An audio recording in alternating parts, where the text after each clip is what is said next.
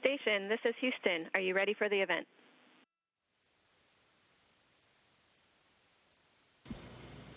Yes, station is ready for the event. WBUR, this is Mission Control Houston. Please call station for a voice check. Station, this is Hannah Schnatche with WBUR.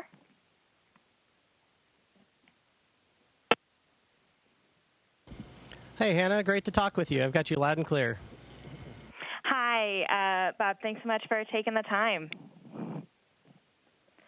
So can you tell me a little bit about Absolutely. Welcome aboard the International Space Station. Great. Well, so tell me a little bit about what it's like up there. I understand this is your first space mission. It sure is. It's been a whirlwind.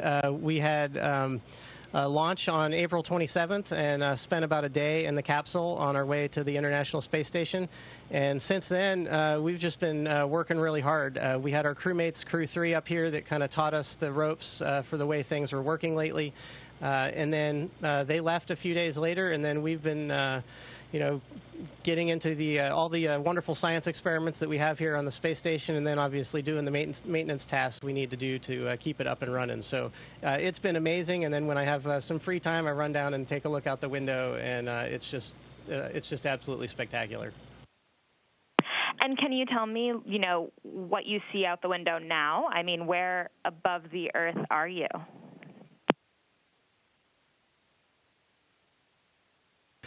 So we are just south of the Arabian Peninsula, about to cross into India.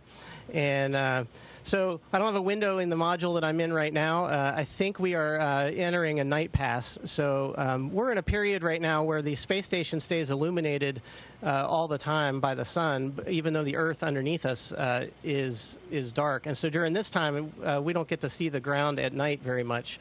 But during the day, it's absolutely amazing. And just the blues and whites of the oceans and the clouds and how dynamic the weather is really, really neat to observe from up here. And, this period that I was just describing, it only lasts for a week or so, and then we'll get back into our normal cadence of days and nights and things like that. But it's really interesting because at night you get to see all the city lights, and that's where you see where the people are. And it's absolutely beautiful at night, too. It just never gets old looking out the window. Can you tell me a little bit about what life is like on board?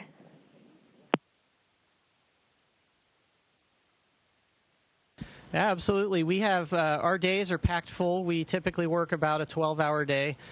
So we'll wake up in the morning. We have a short meeting with all the control centers around the world. Of course, Houston. There's control centers in Germany, in Russia, and in Japan. And we just make sure we get on the same page before we start our day. And then we all sometimes we're working together, sometimes we're working individually, and we're all conducting these, one of these 250 or more experiments that are on the space station at any given time. And so we're working those all day long. Our schedules are very packed from, 7:30 in the morning to 7:30 at night. And it's really exciting. It's just a great time to be up here. And we just love working with each other and with all of our international partners. So it's been a blast so far. And now I understand you come from a military background. How does piloting a spacecraft compare to piloting a military jet?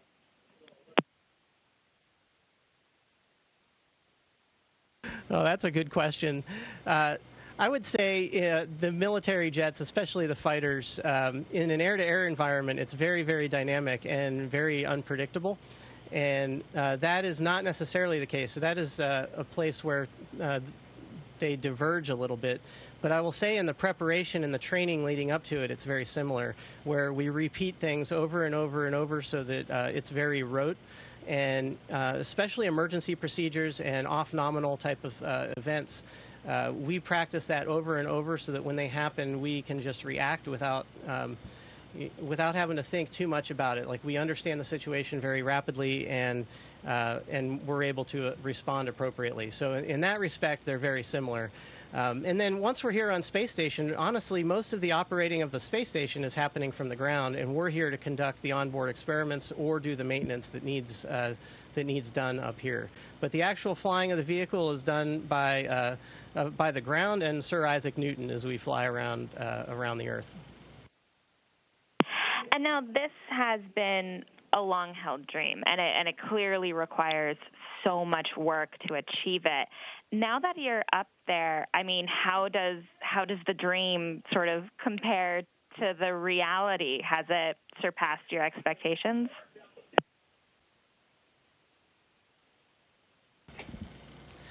Yeah, absolutely. I don't think you can ever truly imagine what it's actually like up here. And so once you get here and you're able to take those dreams and connect them with the reality of being here in a microgravity environment and being able to work with all these wonderful people and do these amazing things up here, it is just beyond compare. So truly blessed to be able to get to do this. And, there's obviously thousands and thousands of people that make that possible for us. And we just happen to be the most visible ones, but there are casts of thousands on the ground that train us and operate the space station day to day. And then obviously each of the astronauts we all have, family, friends, teachers, mentors that we really hold in high esteem, and we wouldn't be here without them. And so it's always important for us to make sure that we acknowledge them, when we talk about achieving these goals and these dreams, and it's because of the support that they gave us along the way. All right, Bob, is there anything else that you would like to add, or something about what you're doing on the space station, what the scientists are doing that I should have asked you about that I haven't?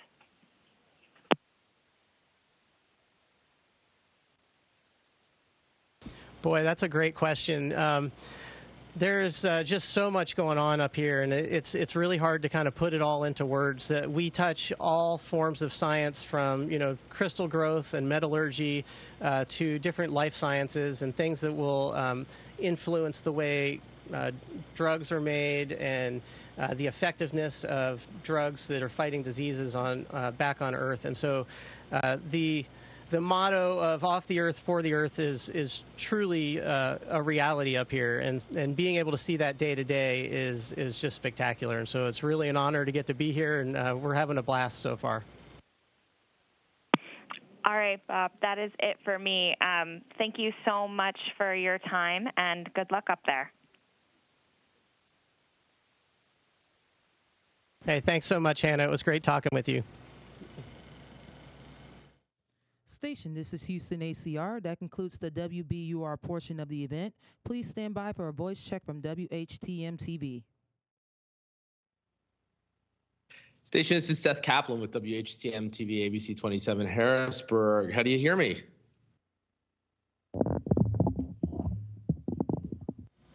Hey, Seth, I got you loud and clear. Okay. Well, for the benefit of our audience, joined here by Bob Hines from space. Not every day I get to speak with someone in space. And I know not all astronaut candidates even get to go to space. Bob, can you take us back to the moment when you found out that you would be launching to the International Space Station? How did that feel?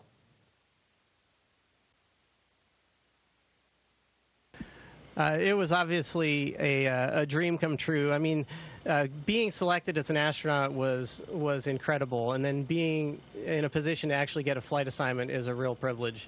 And it was actually the day after my birthday. I had missed a phone call on my birthday from the chief of the astronaut office, and he finally got a hold of me the next day. So I could have gotten my flight assignment as a birthday present, but it was a day late. But getting that phone call was just amazing. I had settled in for the long haul.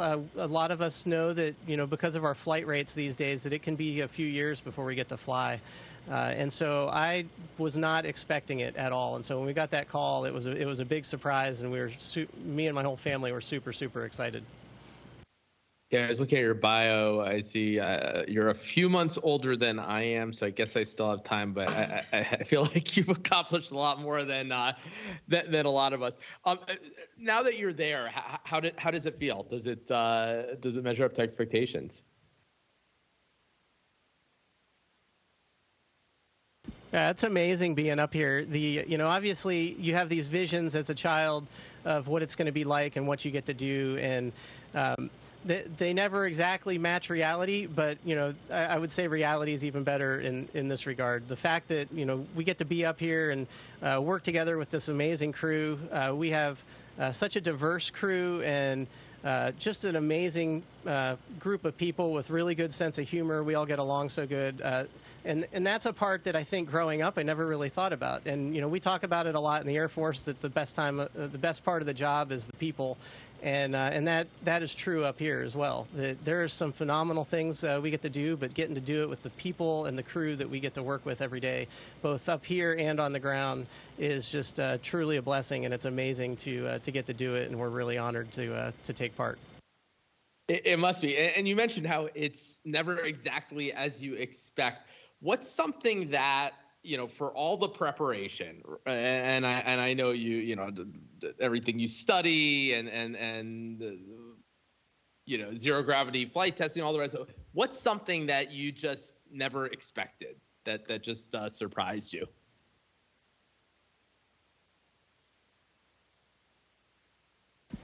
Well, I think there's a couple things. One is the launch. It doesn't matter how good your simulators are or the centrifuge that you go to.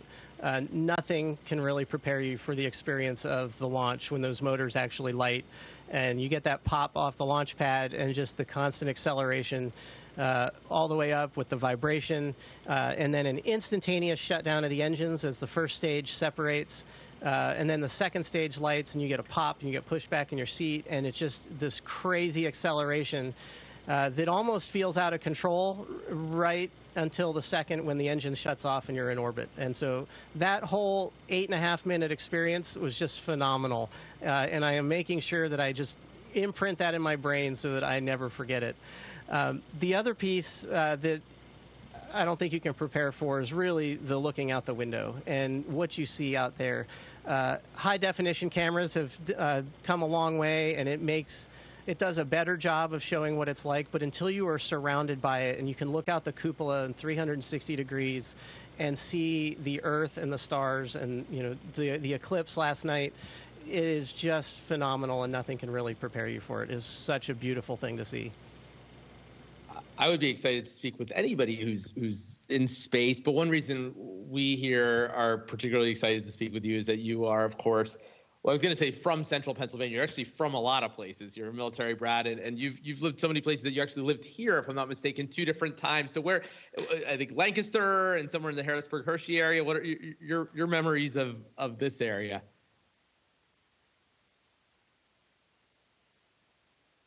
Yeah, absolutely. And, having moved around a lot like I did, obviously where I graduated high school in Northeast PA is near and dear to my heart. But my grandparents lived in Hershey, and that was the constant in my life as we moved around to all the different places. Coming back to the Hershey-Harrisburg area in central Pennsylvania was, that's just really kind of where it always felt like home, and it still does. My parents still lived back there. And so it's just it's really cool to be talking with you and to be up here and and representing, even if in a small way, central Pennsylvania and my roots and what it's done for me and developing me as a person. So it is really awesome to be able to talk with you. Have you tried to find any places that you recognize with I don't know how much you see with a truly naked eye, but with a telescope, like, oh yeah, that's this place? Yeah, absolutely. That's that's one of the things I always loved about being a pilot, was looking out the window, even if I'm flying on an airliner where I'm not the one driving, looking out the window, following along, trying to find landmarks, making sure that I know where things are and things that are familiar to me. And this is the same way up here. I get to go look out the window and find my way home and try and we just did a great flyover of Harrisburg just I think a day or two ago and it was pretty spectacular. It was hard to get good pictures because it was right in the transition between day and night, so that was a challenge, and I'm an amateur photographer, so I haven't figured that one out yet. But yes, I absolutely do that. It's just a little more challenging doing it at 17,500 miles an hour. I bet. And in terms of, you talked about what a special place this is for you. Is there anything about your time here that prepared you for this, that now you draw on some life experiences from this part of the world? Oh, absolutely. I mean, like I said, my grandparents live there. I've got lots of friends and family that live there in the area, and they shaped me. The values that I learned, just the general life lessons of hard work and perseverance, all of that comes from my time growing up there in central Pennsylvania. So it is it's just been a pleasure. It's a real honor to be up here, and I'm so glad that we get to represent and bring all the people that that helped me along the way, kind of bring them in some way along on this journey. I know some people travel to Chicago and they have to adjust to a 1 hour time change. You're orbiting the Earth, I don't know how many times a day. Do you have a regular routine up there? How do you know when to sleep? How does that all work? Yeah, the overall routine is fairly regular. So to answer your first question or thought, I think the number is about 16 sunrises and sunsets a day. So we orbit the planet every 90 minutes.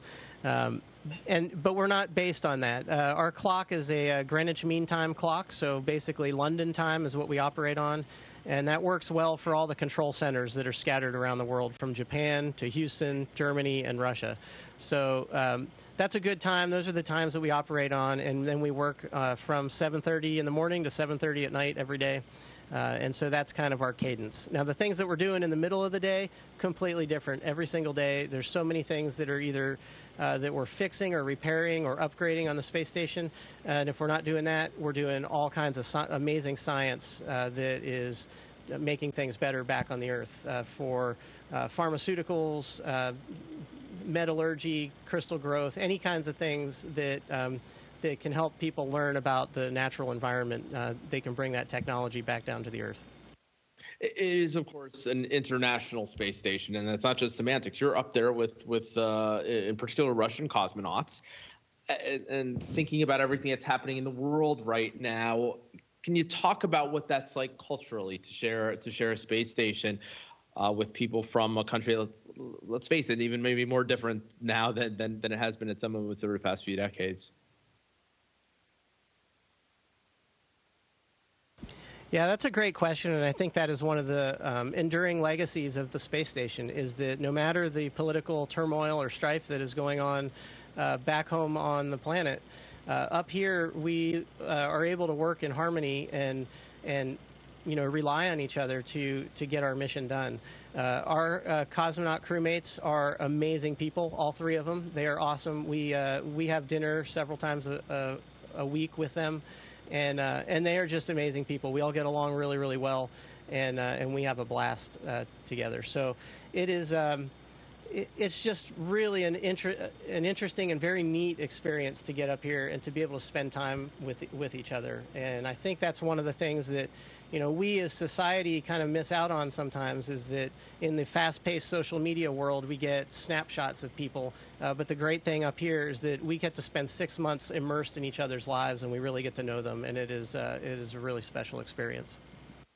Less than a minute to go, Bob. I want to ask you quickly. You had a big dream. You lived it. Anything else the rest of us can learn from your experience?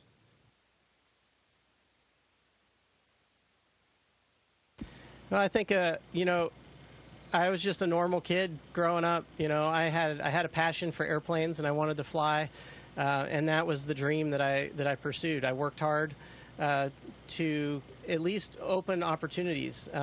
There's no guarantees or anything like that in life, but I would encourage everybody to work hard and try and be as good as you can at whatever it is. But also, my family is really special to me as well.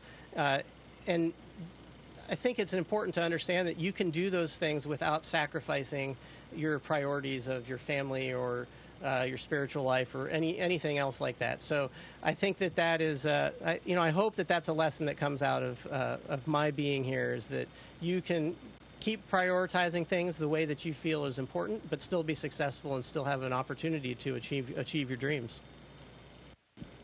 Bob, I got more than I ever expected in this interview, and particularly in that last answer there, so I appreciate that. Bob Hines joining us from the International Space Station. Thank you. Thank you very much. It was great talking with you. Station, this is Houston ACR. That concludes the event. Thank you to all participants from WBUR and WHTM-TV. Station, we are now resuming operational audio communications.